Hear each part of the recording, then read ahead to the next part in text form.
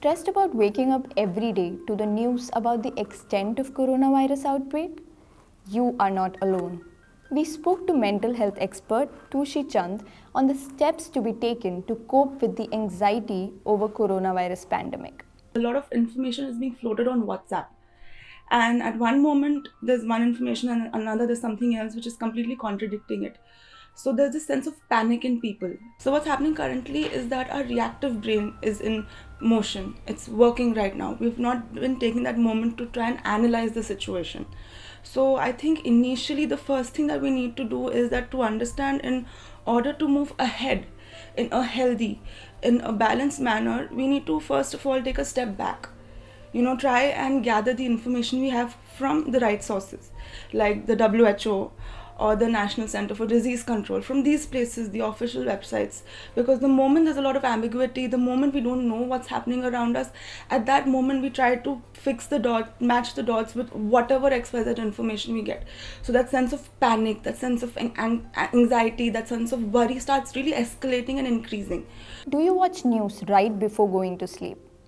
Experts say that might not be the best move right now. We should not see all these kind of news or this information right before sleeping. At least give it an hour's gap ideally, if not more. Because what happens at night is that right before sleeping, whatever we see last or the bit of information we have last, our brain processes that. Again, your entire day, 20 times you'll get a ping on your WhatsApp, or you'll be seeing it on TV or somewhere about coronavirus. Even when you call people, it's giving information about that. So you're not getting that sense of break from it. So we need to break that chain, because it's very important to get that bit of rest which is needed, because we might not be physically active, but our brain is constantly thinking in that direction, which is quite stressful. So how can we be productive while working from home?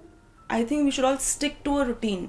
We try to look at the bigger picture, but what we forget that the bigger picture is actually a cluster of smaller pictures. So similarly, we need to take smaller steps. A, stick to your routine. If you got up at 7 or 8, keep getting up at that time. Go through your routine, make a designated place in your house, either your dining table or a proper table and chair where you have a small office. Work from there, try and take the regular breaks that you used to at work. So that sense of continuity will be there. For some people, to go to work is that one little break they get, or it is that sense of purpose, and it is very important. So it's very important to not lose that. Often, after panic reading through articles, one can experience phantom symptoms. Why does that happen? Constantly in that zone where we're hearing about coronavirus or we're reading about it. So what happens is that it's slowly it's becoming, subconsciously it's there in our brain. Even if we have the slightest of the symptoms, or even if it's a normal cough or an allergy, or you're just tired, you start running around to check your temperature, going through your phone, oh my god, but these are symptoms that I'm supposed to be careful about. The reality and what we feel is happening to us gets really blurred. Sometimes you just get those symptoms, they might not be real, they might not be induced because of a virus or a bacteria, but by our brain, because that is all you're constantly thinking about. Reports are emerging from around the world that people of particular ethnicity have been subjected to verbal or physical abuses. On March 12th, the World Health Organization also released mental and psychological considerations guideline that needs to be followed for our mental well-being. Some of the points in the guidelines are: point number 1. COVID-19 has and is likely to affect people from many countries in many geographical locations. Do not attach it to any ethnicity or nationality.